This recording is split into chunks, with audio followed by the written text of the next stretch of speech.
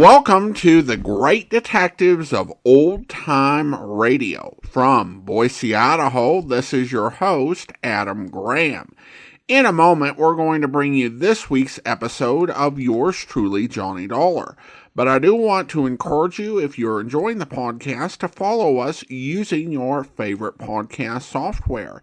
And as you're making your travel plans, remember JohnnyDollarAir.com. JohnnyDollarAir.com is a Priceline affiliate link, so part of your purchase price supports the Great Detectives of Old Time Radio at no additional cost to you.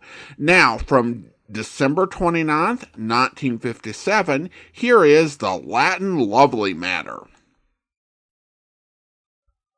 From Hollywood, it's time now for...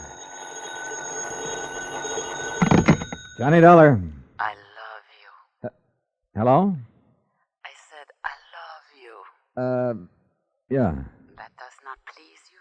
Oh, pleases me fine. Now, why don't you and I get together and we'll be able... That would be nice. Well, just name the time and the place and, Hey, wait a minute. Who are you? Carmela Jocares, Johnny. Oh, well, let's get down to earth.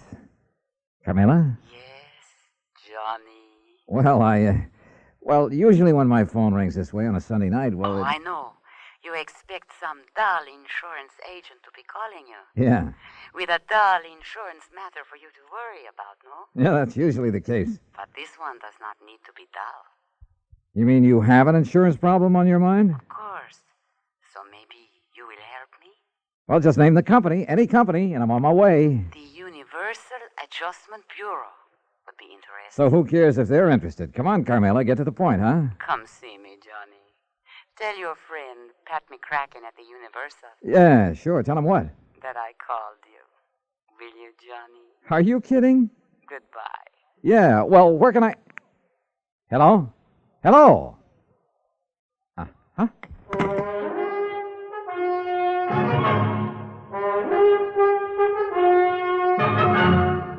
Bob Bailey in the exciting adventures of the man with the action-packed expense account, America's fabulous freelance insurance investigator. Yours truly, Johnny Dollar.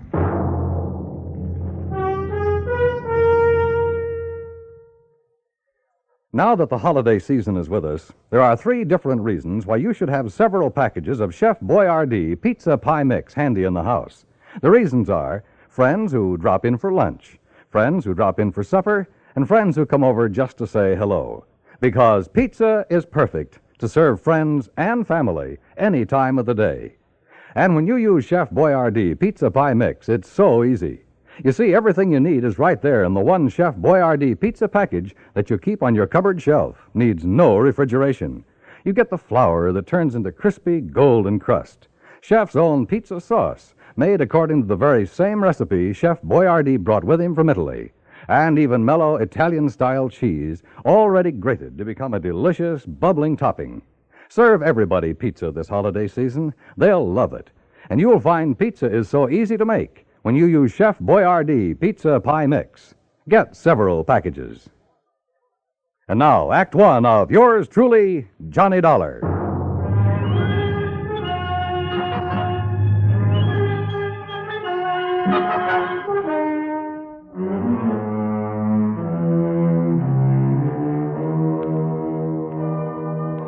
Expense account submitted by Special Investigator Johnny Dollar to the Home Office, Universal Adjustment Bureau, Hartford, Connecticut.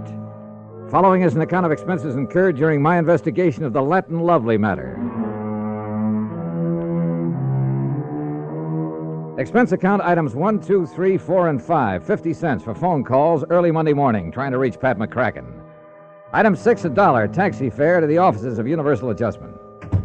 Oh, hi, Johnny. Top of the morning to you. Yeah, where the Sam Hill have you been all morning, Pat? All morning? You kidding? Look, the clock on this desk says exactly 9:02. For me, that's the crack of dawn. Now, what's bothering you? Carmela. Oh, Carmela Jocares. Yeah, only it's Jocares. Oh, well. Might have known she'd call you direct. I should have warned you, Johnny. You know her, Pat? She's threatened to come down here and camp on my doorstep any minute. Oh, can you think of a nicer ornament to have around? If she's anything like she sounds on the phone. She is, Johnny, yeah. That's why I should have suggested that Special Investigator Martha Mayberry Balderdale help her. Balderdale? Now, how could an old battle axe like her know how to deal with a young, charming, beautiful... dancer like Carmela? Dancer? Is that what she is? Yes. Not very good, but she's just as beautiful and seductive. No, maybe I better sick old Lady Balderdale out. All right, Pat, quit the kidding and tell me what it's all about. Who's kidding? Well, where do I find Carmela? Her address? Now, you see, you're already emotionally involved with her. You haven't even met her. Emotionally? Client relationship in our business should be entirely objective, Johnny. How can I possibly expect you to look at Carmela's insurance problem with an unbiased mind? Pat, All she'd have to do is bat those lovely big brown eyes at you a couple of times. Look, will you stop baiting me and tell me what this is all about? Emotion. All right. I got involved with this little Latin lovely as a favor to the company that issued her the policy, Surety Mutual and Trust. What kind of a policy? Retirement. Pays her $50,000 when she's 45. Meantime, if she dies, her beneficiary gets the $50,000. So what's the matter with it? Well, like I told you, Johnny, she's a dancer. Nightclubs. Always has a partner. Some good young kid who can make up for her shortcomings. Only a different partner every month or so. Well, what's that have to do with her insurance? Well, she has the company name her partner as beneficiary. Oh, I see. And if she keeps changing her policy... Right. And by now it has so many riders attached to it, the company's running out of filing space. And what's more important, the cost of servicing this one lousy policy and the time that's been wasted on it. And the last time... Well, she's been so insistent you'd think she was planning to die tomorrow. Well, maybe she is. Why doesn't the company just stall on making some of these changes? Oh, they've tried that. So what happened? She's on the phone every day, 2 or 3 times a day. Nobody has any peace. That's why they finally turned to me in desperation. And you said you'd have me talk to her. I did not. She asked for you. Why? How'd she even know about me? Oh, newspapers, some of the radio programs about the cases you've handled. Johnny, you're her idol. You're her dream boy. Oh, yeah, sure. But what to do about this? Well, you get her to settle with one beneficiary. Get her married, something like that, so her policy will stay set for a while. Yeah, married, even if you have to... Yeah. You? Huh?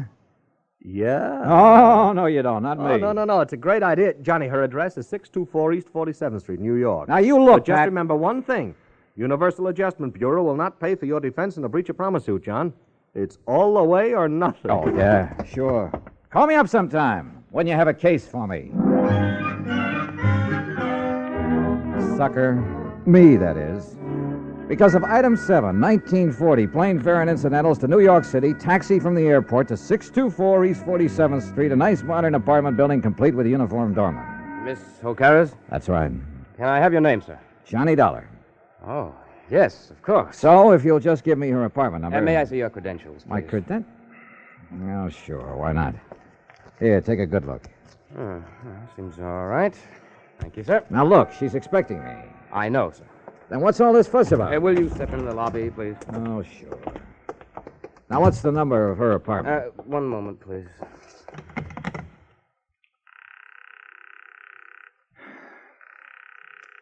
She is in, isn't she? Yes, sir, she is. I don't understand about answering the house phone, though. You're certain that she's in? Absolutely, sir. But why she doesn't answer... Where's her apartment? It's number 7 up the stairs. Come on, show me the way. Yes, sir. She only came in a few minutes ago. And nobody else has called on her? No, sir. Were all those precautions of yours on her orders? Yes, sir. She seemed to be fearful of something lately. Fearful? Right here, sir, number 7.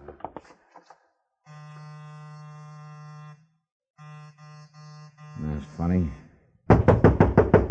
Miss O'Carras! Miss O'Carras! Carmela! Listen. Now what?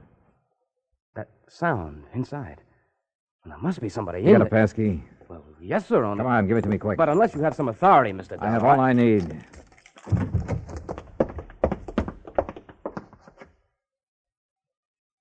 Carmela. Mr. Dollar. She's been killed. No, she's alive, all right. But that's about all.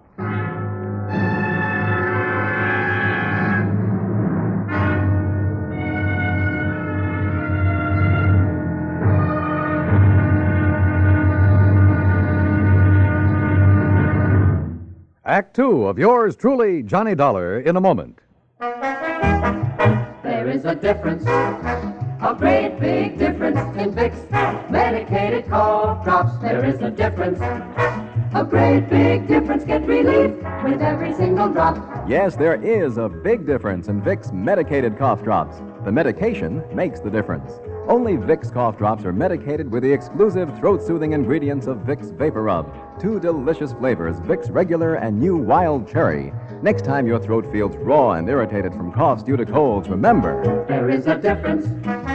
A great big difference in Vicks medicated cough drops. The medication makes the difference. Yes, the medication makes the difference. And for a stuffy nose, just one whiff with a Vicks inhaler, and that miserable feeling of a stuffy nose goes in seconds. Use it anywhere, anytime. Vicks inhaler. And now, Act Two of yours truly, Johnny Dollar and the Latin Lovely Matter. Carmela Jocares, beautiful Latin American dancer who kept changing the beneficiary of her insurance policy to the point where the company was going crazy, who demanded another change, this time almost desperately. We'd found her unconscious on the floor of her apartment. Bill, the doorman, discovered how her assailant had got in. Through the service entrance into the kitchen, Mr. Dollar. He must have run away when he heard us at the door. Any brandy, anything like that around here, Bill? Yeah, there's a little bar there in the corner. Okay, I see it. Do you know a doctor you can call? I have a list on my desk in the lobby. Well, then go on down and call him. Isn't this a matter for the police, sir? I'll worry about that. You get a doctor up here. Yes, sir. Carmela.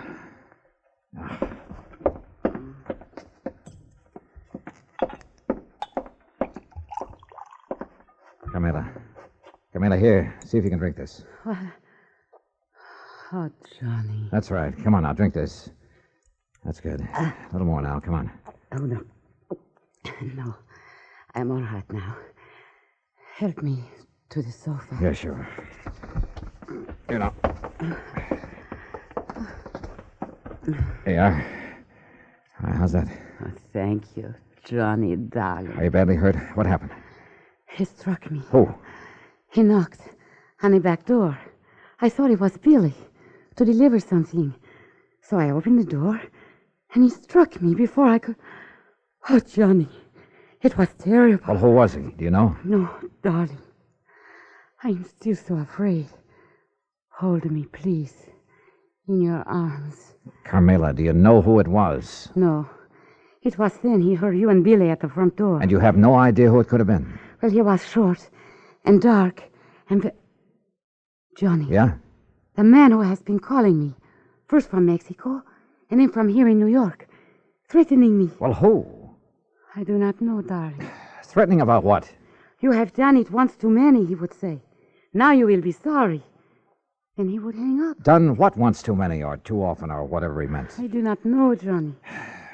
Well, I know darn well the insurance company would never carry things this far. The insurance? Oh, Johnny, you can't do it for me, can't you, darling? Do what? I only ask them to make a little change. But all they do is delay. Oh, now look, we have more important things to think about now. More important than the insurance? Oh, you do not understand. Please, my sweetheart. How can I work unless Armando is... First, we find out who attacked you and why. Oh, Billy, darling. The doctor says he'll be here in 15 to 20 minutes. No, not the doctor. I love you, Billy, but you're a nice boy, but not the doctor. Why not? Because I am all right now. You're sure about that? Carmela? Oh, yes, I am all right. You know, you recovered pretty fast. No marks on you. What do you mean? I wonder just how much of a beating you really took. Johnny, my darling, my love. Surely you do not think... No, I'm not sure what I think. Okay, Billy. Call off the doctor until I can find out what's what. Oh, thank you, my sweet. You do care about me. I love you. Oh, yeah, sure. And, Billy boy, you stay here until I get back. Yes, sir. My Juanito, where are you going? You know something, Carmela? I wish I knew.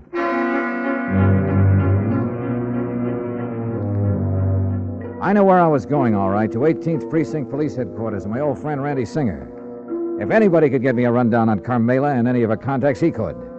If Carmela's attacker left any fingerprints, his boys would find them. Cutting through the alley beside the apartment building, headquarters would only be a couple of blocks away. But that alley was a mistake. I didn't see the man step out of the doorway behind me. but I did feel that old familiar poke in the small of my back. No. Keep walking, senor. To the next doorway. All right, now look, if you'll take that gun out of my back. Walk. What is this, a holdup? Now, in here. Well? I am Federico, Senor Dollar. Bully for you. So what?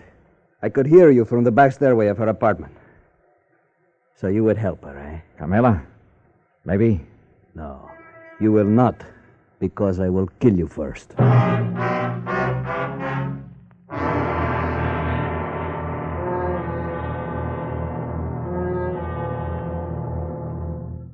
Act 3 of yours truly, Johnny Dollar, in a moment. And now, Act 3 of yours truly, Johnny Dollar, and the Latin Lovely Matter.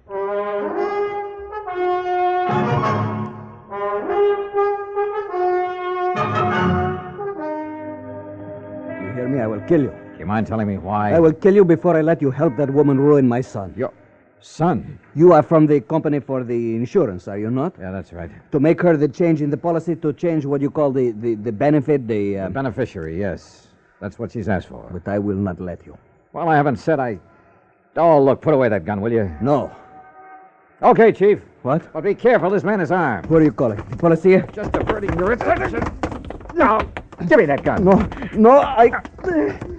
All right, now we're on even terms. Just who are you and what's this all about? I'm Federico Gomez, the father of Armando. And who's Armando? Armando, my son. He would be the next fly in the web of the spider. The what? That woman, Carmela Jocares. It is my boy, my fine son, that she would make her victim like all the others. Like all what others? Look, Mr. Gomez. He is a dancer, my son. A fine dancer, the toast of all Mexico. And she would do with him what she did with the rest. Charm them, make love to them, bring them here to this city to dance with her. Unless I stop her. Well, I fail to see anything particularly... And like the others, my son would fall in love with her with all his heart, with all his soul, with all his mind. Yeah, I'm sure, and but... she... Oh, of course, she would prove her love for him with all the big insurance benefit. You mean that naming those lads in her insurance policy? Oh, now wait a minute. You do not know what 50,000 of your American dollars can mean to a young man fresh in his, what you call, career. Mr. Gomez. Is it not true? Well, yeah, it's a lot of dough to hold up in front of a young fella, but there's a big difference between that much cash and just a promise of insurance money. The eyes of a young man are easily blinded by this beautiful woman, amigo. She has blinded so many. They have danced with her and given her their money because they loved her. All right. But when she got their money, she was through with them. When they begged her to marry them, she spit on them. She turned them out. Pedro Fernandez, you know of him? No, I'm afraid I don't. Because of this woman, he killed himself. So it was with Jimenez, the son of my friend. But she will not do this to my son. And you honestly think the mere fact of a big insurance policy? Was it not true with Jimenez, with Pedro, with Angel, with all the rest? These were young men, amigo, like my son. Unwise to the world, unwise to a woman like this. Suicide? I will do anything to keep her from using that insurance to ruin my son. Senor?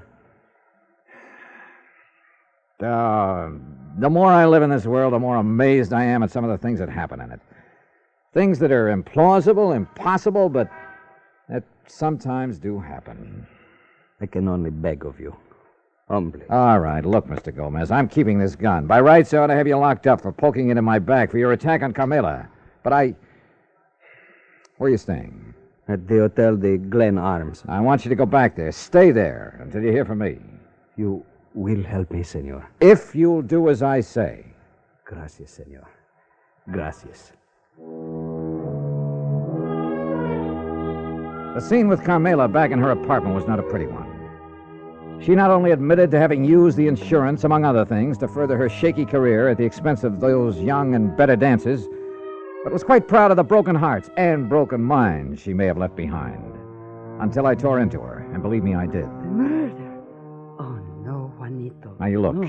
If you didn't murder those two young kids, well, you might as well have plunged in the knife yourself. I don't know what laws, what legal action may be dragged in to make you pay for what you've done, but there are moral laws, too, laws of decency. But I did I'll tell not you this, know. Carmela, that from now on, the police of this town and of anywhere else you may go, believe me, they'll be gunning for you. And if anything like this ever happens again... No, Johnny. Johnny, please, you must believe me. I did not think. I was thinking only about myself.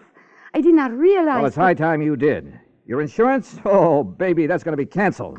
Unless you can think of someone far away from your career to leave your money to, someone you can't hurt. Oh, Johnny, I promised. Don't you see? Never before has anyone made me realize what I was doing. I have only had to think of myself.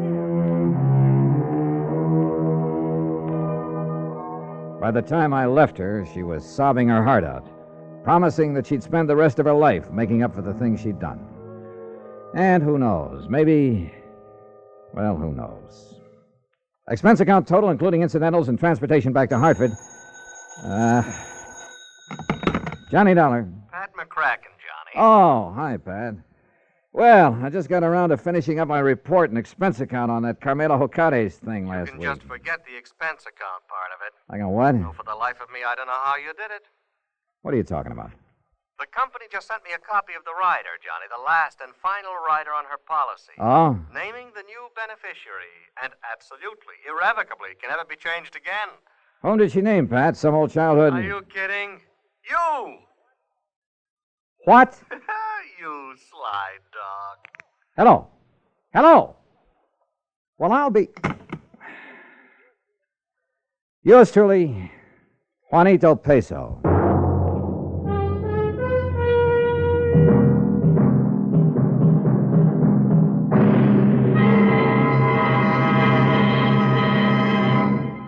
Our star will return in just a moment. Meet movie star Dorothy Lamour. Actresses can't perform with a rotten cold, so I take 4-Way, the fastest way to stop terrible cold distress and feel better quick. Right. Of all leading cold tablets tested, 4-Way's the fastest acting brand. In minutes, Amazing 4-Way starts to relieve aches, pains, headache, reduce fever, calm upset stomach, overcome irregularity. When you catch cold, remember my advice. Take 4-Way, fastest way to stop these awful cold miseries. 4-Way, 29 cents. Now let me tell you about another fine product of Grove Laboratories. Imagine a shampoo so effective it gets rid of embarrassing dandruff with one lathering, but won't dry hair, won't split ends, won't leave a medicinal odor. It's wonderful new Fitch Dandruff Remover Shampoo. One lathering with Fitch removes dandruff, can brighten hair up to 35% too, without harsh medication. Only Fitch guarantees to do all this with one safe, easy lathering or money back. Contains no strong medication, so it's gentle enough for every shampoo. And then dandruff need never be a problem again. Fitch Dandruff Remover Shampoo, only 59 cents. Now, here is our star to tell you about next week's story. Next week, some priceless jewelry, a beautiful girl, and believe me, they add up to trouble. Join us, won't you? Yours truly, Johnny Dollar. Yours truly, Johnny Dollar, starring Bob Bailey, originates in Hollywood and is produced and directed by Jack Johnstone, who also wrote today's story. Heard in our cast were Lucille Meredith, Larry Dobkin, Jimmy McCallion, and Harry Bartell. Be sure to join us next week, same time and station, for another exciting story of yours truly, Johnny Dollar. This is Dan Cubberly speaking.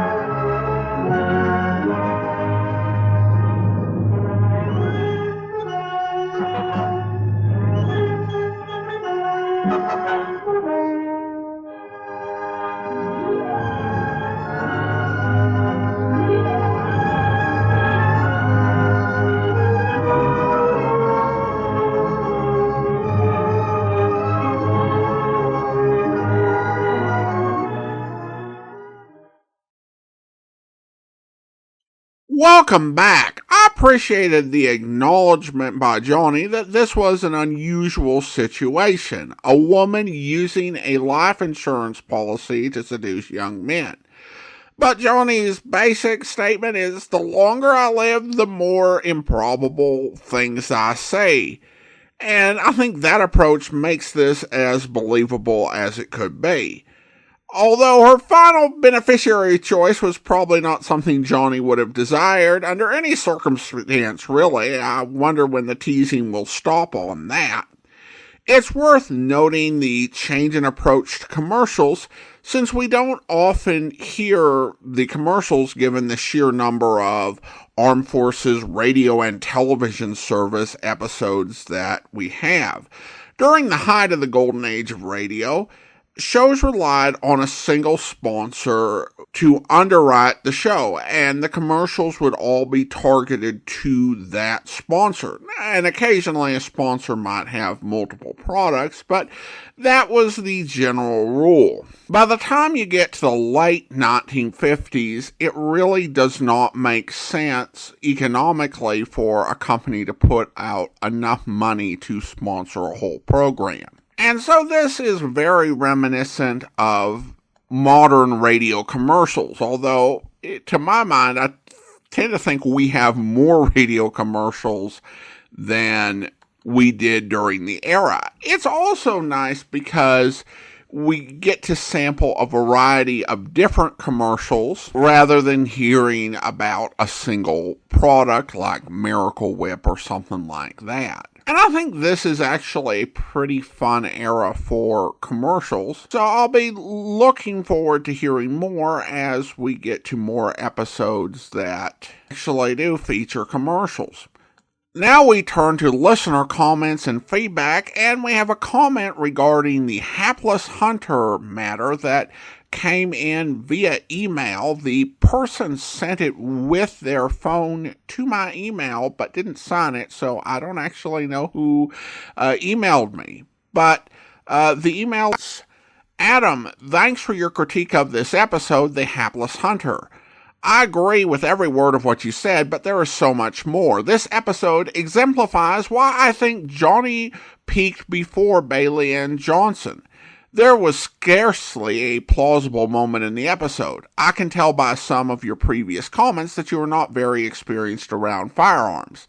And it may not be so obvious to you, but a person just can't shoot themselves with a 30-30 like that with that result. Not only would the rifle still be hanging from the ceiling, but how did he get the second victim to lay on the floor and wait for him to shoot him under the chin?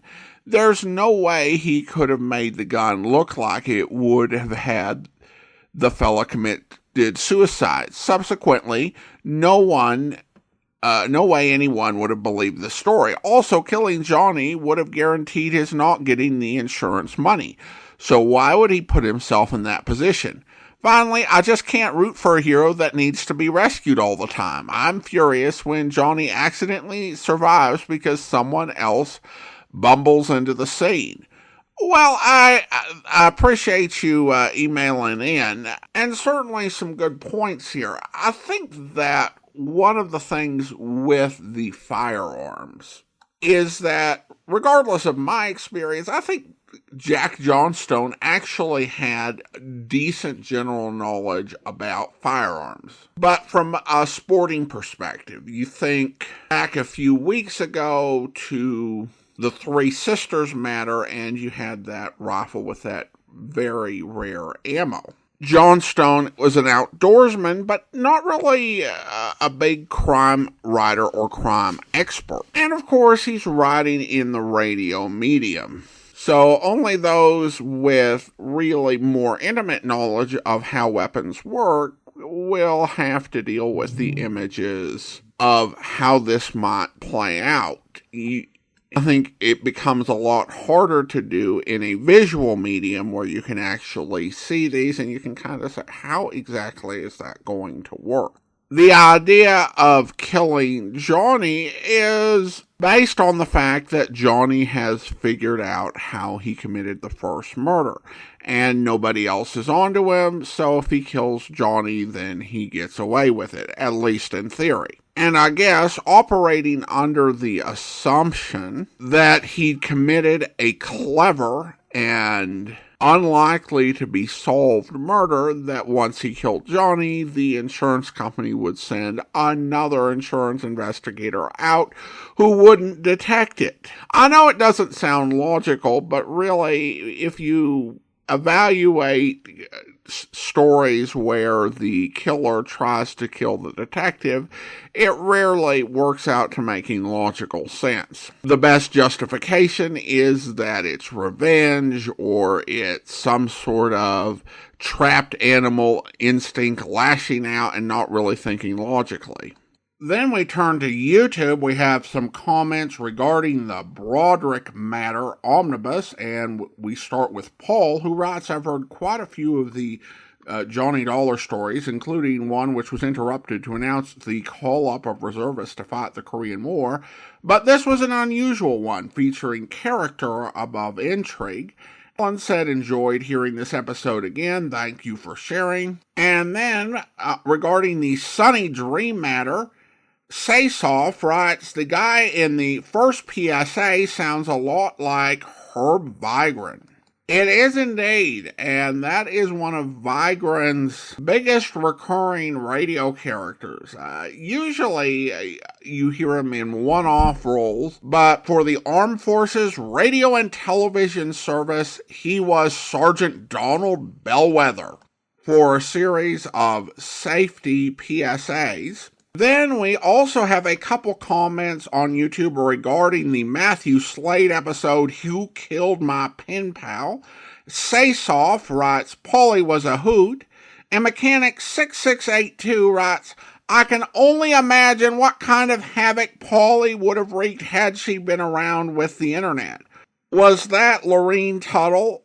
If so, as I suspect, as eccentric as Polly was, she was tame compared to her usual roles other than Effie. That is a thought. Imagine some old-time radio character, but only with the internet. Now, as to whether it was Lorene Tuttle, I wouldn't hazard a guess. There are two reasons. One I've talked about already. First is the sound quality, which I think is good enough to listen to, but not enough that you're going to be able to pick out and affirmatively identify a voice. The second is that Lorene Tuttle was one of those people who really could do a lot of voices that sounded very different from one another. So good luck saying it's her for sure. I would say, because I know from his comments on some of our old episodes, he's been hearing a lot of Lorene Tuttle on Let George Do It, where she got some pretty extreme casting. I would say that Lorene Tuttle did a whole variety of roles, including a lot of roles where she was playing a character that was pretty grounded. Some of the characters that she played, she was the original actress portraying Gildersleeve's niece Marjorie on The Great Gildersleeve, and she was also the West Coast Judy Price on Dr. Christian. That was a unique show in that, depending on star Jean Herschel's schedule, it could come from New York or Hollywood for an extended period of time. So there was a period when, if he was in New York, one actress would play Judy Price, and then if he was in Hollywood, another actress would play his nurse, Judy Price.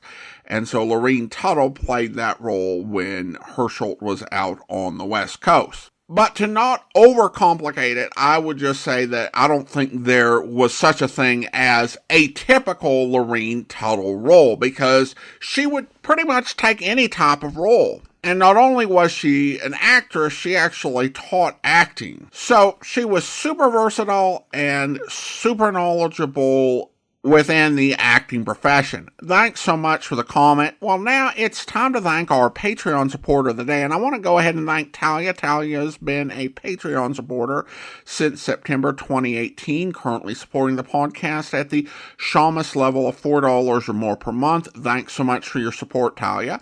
And that will actually do it for today. If you're enjoying the podcast, please follow us using your favorite podcast software. And if you're enjoying the podcast on YouTube, be sure to like the video, subscribe to the channel, and mark the notification bell. All those great things that help YouTube channels to grow. We'll be back next Friday with another episode of yours truly, Johnny Dollar, but join us back here tomorrow for Dragnet, where... Just a minute. Yeah? Police officer. All right, open it up. Get out of here. Come Get on. out. Watch it, Joe. All right, hold it, mister. Get out. Get out. All right, Jensen. That's good, Ben. I'll get him. Yeah. All right, come on, get out. What's the pitch, huh? Where's your warrant? It's all over the floor, Jensen. Marijuana. Who tipped? One of those lousy kids, huh? Which one? You guess. You know enough of them. You can't tap me for all that. I'm not the big guy. All right, then who is? I don't know. I'm only one of the mules. Where do you get your stuff? The big guy, the big tomato. That's what they call him. Yeah? Big man. Nobody sees him. I don't even know what he looks like. Neither do you. You let us worry about that. Come on. Big tomato. That's what they call him. You won't get him. He's smart. You won't get him in 89 years. Maybe not, but we'll get him. I hope you'll be with us then. In the meantime, send your comments to box13@greatdetectives.net. Follow us on Twitter at Radio Detectives and check us out on Instagram. Instagram.com/Great Detectives. From Boise, Idaho, this is your host, Adam Graham, signing off.